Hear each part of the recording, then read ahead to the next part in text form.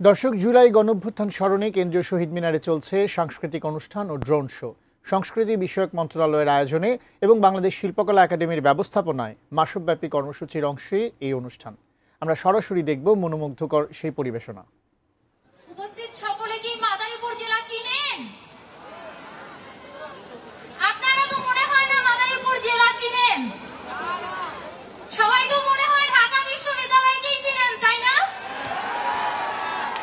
আপনারা ঢাকা বিশ্ববিদ্যালয়কে মূল্যায়ন করবেন ঠিকই, জেলা পর্যায়ে যে এত বড় অবদান রাখছে সেটা তো আপনারা মনে রাখেন না বোধহয়।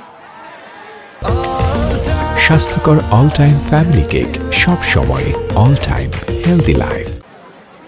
আমাদের মাদারীপুর থেকে 18 জুলাই শহীদ দীপ্তরে যখন লেগে পড়ে শহীদ হলেন, সেই ঘটনা নিশ্চয়ই অনেকেই জানেন আপনারা।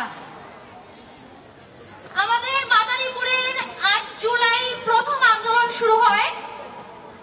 আন্দোলন শুরুর পর্যায়ে আমরা খুব সংখ্যায় কম থাকি, কিন্তু আমাদের স্পিরিট ছিল অনেক, আমাদের ভিতরে শক্তি ছিল, আমাদের রক্ত ছিল গরম।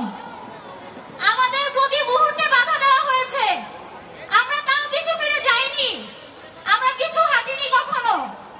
আমাদের মাদারীপুরে অনেক নারী নেতৃত্বে আছেন, অনেক নারী আন্দোলন করছেন। আমাদের মেয়েরা যে অবদান রাখছে, আমাদের মেয়েদেরকে সেভাবে মূল্যায়ন করা হয়নি।